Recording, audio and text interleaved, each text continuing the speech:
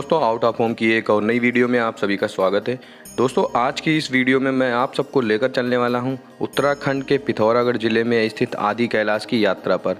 दोस्तों, आप में काफ़ी लोगों को पता होगा कि टोटल 5 कैलाश हैं, जिसमें नंबर 1 कैलाश मानसरोवर जो कि तिब्बत में है, नंबर 2 आदि कैलाश जो उत्तराखंड में है, नंबर 3 किन्नर कैलाश हिमाचल प्रदेश, श्रीखंड कैलाश हिमाचल प्रदेश में है और मणिमहेश कैलाश जो हिमालय की रेंज में है। ठीक है, तो इनमें से 4 कैलाश भारत में ही हैं और 1 कैलाश तिब्बत चाइना बॉर्डर पे है। तो दोस्तों, आज की इस वीडियो में हम बात करेंगे आदि कैलाश की यात्रा पर कि कैसे आप यात्रा पर जा सकते हैं, वहाँ पर रहने खाने की क्या क्या व्यवस्था है, आपको रास्ते में कहाँ कहाँ पर रुकना होगा, बेस्ट टाइम क्या रहेगा, यात्रा पर आपका टोटल बजट कितना लगेगा, डे वाइज प्लानिंग आप कैसे कर सकते हैं यात्रा की, आपको यात्रा पर जाने के लिए परमिट और इम्पोर्टेंट डॉक्यूमेंट्स आप किस तरीके से बनवा सकते हैं, कौन कौन से डॉक्यूमेंट्स लगेंगे परमिट के लिए, और सबसे इम्पॉर्टेंट आप इस यात्रा को सस्ते तरीके से आप कैसे कर सकते हैं और आसानी से आप इस यात्रा पर कैसे जा सकते हैं, और सारी चीज़ें इस वीडियो में मैं आपके साथ डिस्कस करूँगा। तो दोस्तों, हर हर महादेव के जयकारे के साथ चलिए शुरू करते हैं आदि कैलाश की यात्रा को। दोस्तों, सबसे पहले हम बात करेंगे यात्रा में जाने के लिए आपको किन किन डॉक्यूमेंट्स की आवश्यकता पड़ने वाली है। नंबर 1 है आधार कार्ड, नंबर 2 वैक्सीन सर्टिफिकेट आपके पास होना चाहिए, नंबर 3 फ़ोटोज़ आपके पास होने चाहिए, एक मेडिकल सर्टिफिकेट की ज़रूरत पड़ेगी जिसे आप अपने घर से ही बनवा कर ले जाइएगा या फिर आप वहाँ पर भी बनते हैं, बट मैं आपको रिकमेंड करूँगा कि आप अपने घर से ही आप मेडिकल सर्टिफिकेट बनवा कर ले जाएँ। नंबर 5 है आपका पुलिस वेरिफिकेशन, जो कि आपको वहाँ जाकर ही करवाना पड़ेगा लोकल पुलिस स्टेशन से। तो ये जो 5 डॉक्यूमेंट्स हैं वो आपके लगेंगे यात्रा परमिट के लिए, जो कि इनर लाइन परमिट वहाँ पर बनता है। इस यात्रा में आप सब लोग जानते होंगे कि इसमें आपके 3 बॉर्डर शेयर होते हैं, जो कि इंडिया, नेपाल और चाइना का रहता है। तो बिना परमिट के, बिना इनर लाइन परमिट के आप लोग आगे की यात्रा नहीं कर पाएंगे। तो ये जो परमिट है वो काफ़ी ज़्यादा इंपॉर्टेंट है, इसके बारे में हम लोग अभी आगे बात करेंगे कि आपको किस तरीके से ये परमिट बनवाना रहेगा। तो इसके बाद हम बात करते हैं कि आपको यात्रा पर जाने के लिए बेस्ट टाइम क्या रहेगा और यात्रा कब से स्टार्ट होती है। इस वर्ष जो यह यात्रा है वो 4 मई 2023 से स्टार्ट हो चुकी है और नवंबर तक चलेगी, जब तक कि हैवी स्नोफॉल नहीं होता है। जब यहाँ पर हैवी स्नोफॉल होने लगता है तो आपको आगे नहीं जाने दिया जाता है यात्रा के लिए। तो आपकी यात्रा तभी से बंद हो जाती है जब आपका हैवी स्नोफॉल होता है। तो आपके लिए जो यह यात्रा रहेगी वो मई से आप सितंबर के बीच कभी भी कर सकते हैं, बट अगर हम बेस्ट टाइम की बात करें तो वो जो बेस्ट टाइम रहेगा वो आपका मई और जून का महीना रहता है। इस महीने में यात्रा करना आपके लिए काफ़ी ज़्यादा सही रहेगा, क्योंकि इसके बाद अगर आप जाते हैं तो जुलाई, अगस्त से मिड सितंबर तक आपका मानसून सीजन चलता है, जिससे यहाँ पर बारिश होती है और काफ़ी ज़्यादा लैंडस्लाइड हो जाती है। अभी कुछ दिनों पहले ही आपने न्यूज़ में देखा होगा, वहाँ पर रास्ते ब्लॉक हो गए थे, पहाड़ वगैरह खिसक गया था पूरा। तो इस तरीके की चीज़ें वहाँ पर होती रहती हैं। अगर आप मानसून सीजन में आते हैं तो आपको बहुत ज़्यादा परेशानियाँ होंगी, तो मैं आपको रिकमेंड करूँगा कि आप मानसून सीजन में जाना बिल्कुल ही अवॉइड करें। इसके बाद अगर आप स्नोफॉल देखना चाहते हैं तो आप मिड सितंबर से आप नवंबर तक आप जा सकते हैं यात्रा के लिए, अगर जब तक कि आपका हैवी स्नोफॉल नहीं होता, जब तक यात्रा चलती है। इसकी जो एंड डेट रहती है वो कंफर्म नहीं होती है। जब भी पहाड़ों पर ज़्यादा बर्फ़ गिरने लगती है तब आपकी यात्रा ये बंद कर दी जाती है। अगर जब तक मौसम नॉर्मल रहता है नवंबर तक, तो आपका यात्रा लगभग नवंबर तक चलती रहती है। तो आप अगर स्नोफॉल देखना चाहते हैं तो आप अक्टूबर नवंबर में भी जा सकते हैं, मिड सितंबर से जा सकते हैं, बट आप मानसून सीज़न को बिल्कुल ही अवॉइड कर दीजिएगा और हो सके तो आप मई जून में ही यात्रा प्लान कर लीजिएगा। इसके बाद अगर हम बात करें डे वाइज प्लानिंग की, कि आपको डे वाइज कैसे प्लानिंग करनी चाहिए यात्रा में, और आपको यात्रा के दौरान में कहाँ कहाँ रुकना है, आपको कहाँ कहाँ रुकना पड़ेगा, आप किस तरीके से आपको इनर लाइन परमिट बनाना पड़ेगा, वो सारी चीज़ें अगर हम बात करें तो उसके बारे में जान लेते हैं। तो इसके लिए मैं दिल्ली को इनिशियल पॉइंट लेके चलता हूँ, तो दिल्ली से ही अपनी यात्रा प्रारंभ करते हैं। बट अगर आप हल्द्वानी के आसपास या फिर हल्द्वानी के आसपास से कहीं से यात्रा कर रहे हैं तो आप हल्द्वानी से भी यात्रा स्टार्ट कर सकते हैं अपनी। बट मैं इस वीडियो में आप लोगों को दिल्ली से डे वाइज प्लानिंग आपको बताने वाला हूँ कि आप दिल्ली से किस तरीके से आदि कैलाश की यात्रा, ओम पर्वत की यात्रा कर सकते हैं आसानी से। तो वो सारी चीज़ें आपको डिस्कस करेंगे। तो अगर हम डे 1 की बात करें तो आपको दिल्ली से पिथौरागढ़ का सफ़र तय करना पड़ेगा दिल्ली से, जो कि लगभग 550 किलोमीटर का रहेगा, जिसमें आपको लगभग 10 घंटे का समय लगेगा, क्योंकि इसमें दिल्ली से पिथौरागढ़ के लिए आपको लगभग आधी डिस्टेंस जो रहेगी वो प्लेन रोड्स पे तय करनी पड़ेगी और आधी डिस्टेंस को आपको खूबसूरत पहाड़ों से होकर आपको जाना पड़ेगा पिथौरागढ़ तक। तो लगभग 10 घंटे या 11 घंटे में आप पिथौरागढ़ पहुंच जाएंगे। तो अगर हम इसमें यात्रा की बात करें तो आप बाई बस के द्वारा यह यात्रा कर सकते हैं। बाई बस के द्वारा आपको बस जो है वो दिल्ली में सुबह मिल जाएगी। लगभग एक बस सुबह जाती है 5:30 पर और एक बस आपको शाम को जाती है 6:30 बजे। तो आपको ये दोनों बसें जो है ना डायरेक्ट बसें हैं, वो आपकी पिथौरागढ़ के लिए आपको मिल जाएंगी और आप डायरेक्ट पिथौरागढ़ पहुँच सकते हैं, जिसका किराया जो लगभग रहता है वो 800 रुपये रहेगा। फिर अगर हम बात करें आपको ये डायरेक्ट बसें अगर नहीं मिलती हैं तो आप अल्मोड़ा तक बाई बस के द्वारा जा सकते हैं। उसके बाद आगे आप शेयरिंग टैक्सी बोलेरो चलती हैं, तो वहाँ से बोलेरो से आप आगे पिथौरागढ़ जा सकते हैं, जिसमें आपका लगभग 800 से 1000 रुपये ही खर्च होगा। थोड़ा 100-150 रुपये आपका ज़्यादा खर्च हो सकता है, बिकॉज आपको एक गाड़ी चेंज करनी पड़ेगी वहाँ पर। तो आप आसानी से डे 1 में आप पिथौरागढ़ पहुँच जाएंगे। अगर हम डे 1 में कुल खर्चे की बात करें तो वहाँ पर जब आप पहुँचेंगे तो आप होटल वगैरह लेंगे, तो वहाँ पर होटल्स का जो प्राइस रहेगा वो लगभग 500 से 600 के रुपए के बीच में आपको आसानी से वहाँ पर होटल मिल जाते हैं। तो आपका होटल जो है वहाँ पर 500 रुपये में आराम से मिल जाएगा, आप वहाँ पे स्टे कर सकते हैं। और फूड की अगर हम बात करें तो 300-400 रुपये में आपका बहुत ही अच्छे से वहाँ पर खाना मिल जाएगा, और जिससे आपको कोई भी दिक्कत नहीं होगी। तो अगर हम टोटल बजट की बात करें डे 1 की, तो आपका लगभग आप मान के चलिए, मैं आपको एवरेज बताता हूँ, बस का जो किराया रहेगा वो 800 रुपये रहने वाला है। एंड देन आप अगर होटल लेते हैं तो 500 रुपये का आपका होटल रहेगा, एंड प्लस 300 रुपये आप फूड पे मान के चलिए, तो आपका टोटल यहाँ पर 1600 रुपये आपका पर पर्सन के हिसाब से डे 1 में स्पेंड हो जाएगा। इसके बाद डे 2 की अगर हम बात करें तो डे 2 जो आपका रहेगा वो आपका पिथौरागढ़ से धारचूला का रहेगा, जिसके बीच की डिस्टेंस जो रहेगी लगभग 92 किलोमीटर्स की रहने वाली है। तो इसमें आपको सुबह शेयरिंग टैक्सी से आगे इसके लिए यात्रा करनी पड़ेगी। पिथौरागढ़ से शेयरिंग टैक्सी आपको मिल जाएगी धारचूला के लिए, जो कि बोलेरोज वहाँ पर ज़्यादा चलती हैं, तो उससे आप जा सकते हैं, जिसका जो किराया रहेगा वो लगभग 350 रुपये पर पर्सन का रहता है। और लगभग जो समय आपको लगेगा वो 4 घंटे का समय लगेगा और आप पिथौरागढ़ पहुँच जाएंगे। तो दोस्तों, आपको डे 2 कुछ इस तरीके से प्लान करना है कि आपको मॉर्निंग में सुबह जल्दी निकलना है, जिससे आप धारचूला लगभग 11-12 बजे तक आसानी से पहुँच जाए। जल्दी पहुँचने का रीज़न ये है कि आपको इसी दिन इनर लाइन परमिट के लिए अप्लाई करना है, और आगे के लिए आपको जाने के लिए टैक्सी वगैरह भी हायर करनी है।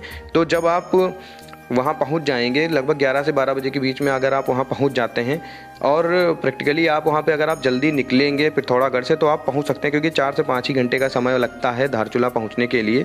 तो आप आसानी से पहुँच जाएंगे। वहाँ पहुँचने के बाद आप होटल्स ले सकते हैं। होटल्स अगर ना लेना चाहें तो उससे पहले आप परमिट के लिए जा सकते हैं। तो परमिट के लिए आपको वहाँ के धारचूला के कोर्ट जाना होगा। वहाँ पर परमिट के लिए आपको काफ़ी सारे लोग होते हैं जो वहाँ पर इस तरीके के काम करते हैं, तो आपको वहाँ पे वो परमिट बनवा देते हैं। उनकी जो फ़ीस रहती है लगभग 500 से 600 रुपये रहेगी। वो 500 से 600 रुपये में आपको परमिट से रिलेटेड सभी डॉक्यूमेंट्स बना के आपको एक लेटर टाइप करवा के दे देंगे, जिसको आपको लेकर पुलिस स्टेशन जाना पड़ेगा, वहाँ के लोकल के पुलिस स्टेशन। वहाँ पर उसको वेरीफाई करके स्टैम्प करवा के आपको एक परमिट बन जाएगा, उसे परमिट ही बोलते हैं, वो परमिट बन जाएगा आपका।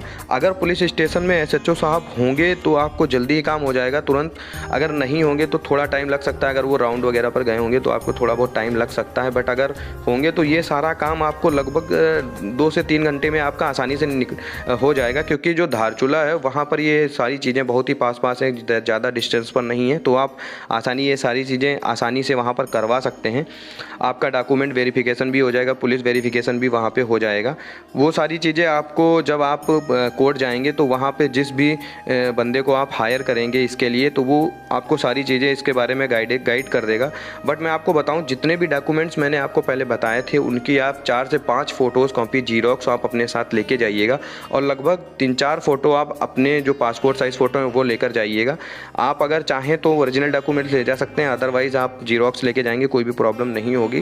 तो आज का डे जो है ना, इसके बाद आप आके होटल लीजिएगा, और होटल आपको आसानी से वही 500 रुपये में होटल मिल जाएगा, और जो फूड रहेगा वो भी आपका 300 रुपये में आसानी से हो जाएगा। मैं एक एवरेज प्राइस लेके चल रहा हूँ, इससे सस्ता भी होटल मिल सकता है। और जो फूड है वो कहीं कहीं पर तो उत्तराखंड में लगभग 80 से 100 रुपये पर थाली के हिसाब से भी मिल जाता है। तो आपको बहुत ही अच्छा खाना भी मिलता है, और आपको जो रेट रहेगा वो भी कम पे करना पड़ता है। बट मैं आपको एवरेज 300 रुपये लेकर चल रहा हूँ, जिससे आपको कोई भी परेशानी ना हो। तो अगर हम डे 2 में बात करें कि आपका कितना खर्चा आएगा डे 2 में, तो जब आप पिथौरागढ़ से आप धारचूला जाएंगे तो आपका 350 रुपये आपका टैक्सी का लग जाएगा। देन आपका परमिट के लिए जिस बंदे को आप हायर करेंगे 500 रुपये उसका लग जाएगा। 500 रुपये आपको होटल का लग जाएगा। फूड के लिए आपका लगभग 300 रुपये लग जाएगा। मान के चलिए ये एवरेज रहेगा, तो आपका जो सेकेंड डे रहेगा वो 1700 रुपये आपके स्पेंड हो जाएंगे पर पर्सन के हिसाब से। तो आपका डे 2 यहीं पे एंड हो जाएगा। आप डे 2 में आप शाम को होटल लेने के बाद में आप आराम करने के बाद में आप वहाँ पर लोकल मार्केट घूम सकते हैं और वहाँ से नेपाल का जो बॉर्डर शेयर होता है वहाँ पर भी आप जा सकते हो। आप वहाँ से जाने के लिए कोई भी प्रॉब्लम नहीं होगी, आप नेपाल की मार्केट घूम सकते हो। तो ये सारी चीज़ें होने के बाद में आप जब आप नेपाल बॉर्डर या फिर वहाँ की मार्केट घूम कर वापस आ रहे होंगे या आप जा रहे होंगे घूमने के लिए, तभी आपको एक इम्पॉर्टेंट काम करना है, जो कि आपको धारचूला से आगे जाने के लिए आपको टैक्सी बुक करनी है। क्योंकि आप इसके आगे अपनी कार से नहीं जा सकते हैं और अगर आप बस से यात्रा कर रहे हैं तो आपको टैक्सी बुक करनी ही पड़ेगी। हाँ, आप इसके आगे अगर आप बाइक से जाना चाहते हैं तो आप बाइक से जा सकते हैं, बाइक से जाने में कोई प्रॉब्लम नहीं होती है। बट कार जो होती है वहाँ पे 4x4 ही चलती है, तो आपको वहाँ पर अपनी कार से अलाउ नहीं होगा। आप वहाँ के जो लोकल्स होते हैं वो उनके द्वारा जो वहाँ से बोलेरो आगे के लिए जाती हैं वहीं आपको हायर करनी पड़ेगी बोलेरो। तो अगर हम उस बोलेरो का प्राइस टैक्सी का जो रहेगा वो लगभग 22 से 25 हज़ार रुपये रहेगा।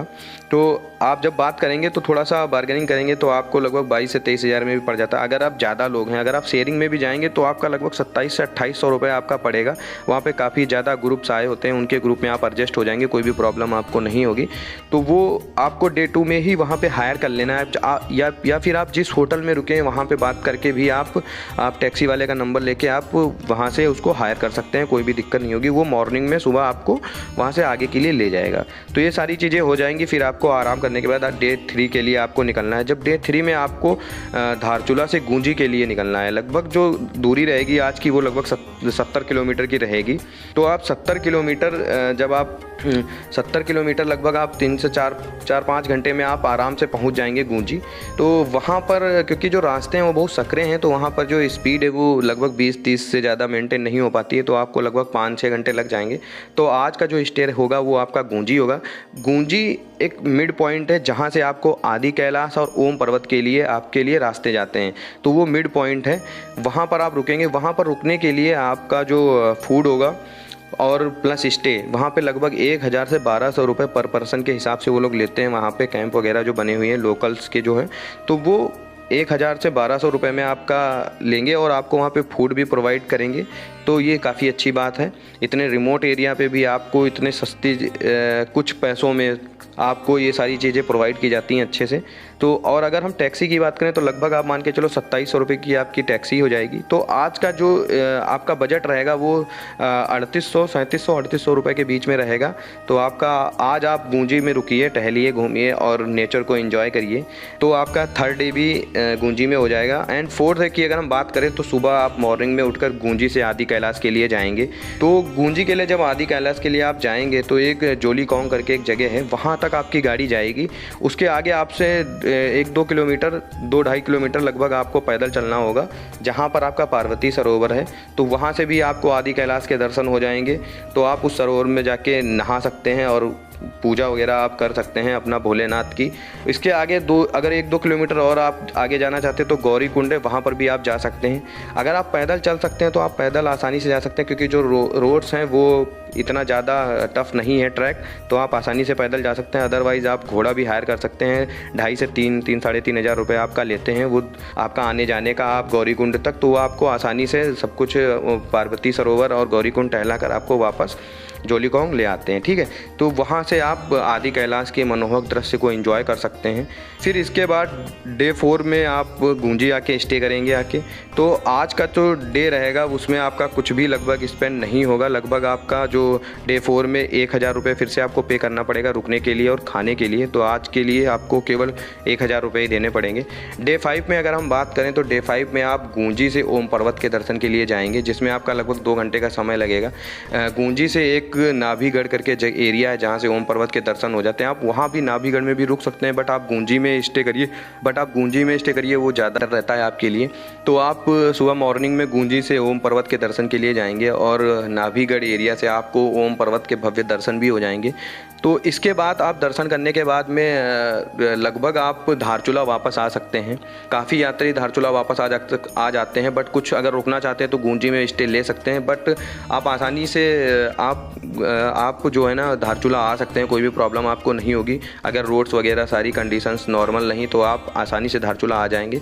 तो धारचूला में आके आपको रूम लेना है, जो कि आपका फिर से 500 रुपये का रूम रहेगा और लगभग 500 रुपये आप फूड पे भी खर्च कर देंगे। तो लगभग 1000 का जो खर्चा है आप एवरेज मान के चलिए डे डे 5 में भी आपका हो जाएगा और आपके आदि कैलाश ओम पर्वत के दर्शन होके आप आसानी से धारचूला आ सकते हैं। धारचूला के बाद में आपको नेक्स्ट आपका जो डे 6 होगा, तो डे 6 में आपको धारचूला से पिथौरागढ़ जाना है। अगर आपको डायरेक्ट बस यहाँ से बहुत ही मुश्किलें मिलेगी, क्योंकि पिथौरागढ़ तक तो आपको टैक्सी से, शेयरिंग टैक्सी से जाना पड़ेगा, जिसका किराया लगभग 350 रुपये होगा।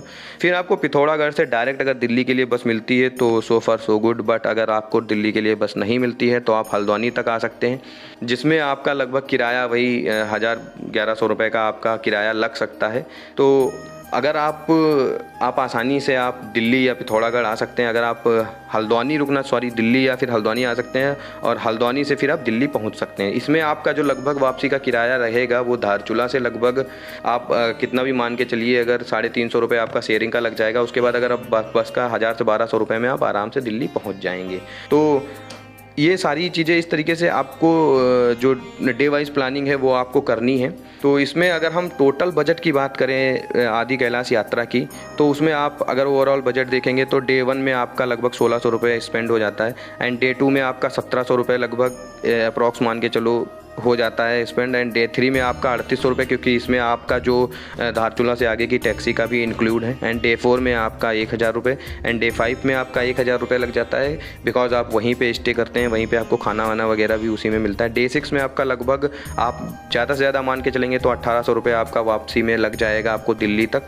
तो टोटल ओवरऑल मिला के लगभग 11-11,500 रुपये आपका बनता है। तो अगर आप इसको थोड़ा सा और एक्सटेंड करना चाहते हैं तो 1000, 1500, 2000 आप अपनी तरफ से इसमें ऐड कर सकते हैं। तो लगभग 12-13 हज़ार रुपये में आप आसानी से आदि कैलाश की यात्रा कर पाएंगे।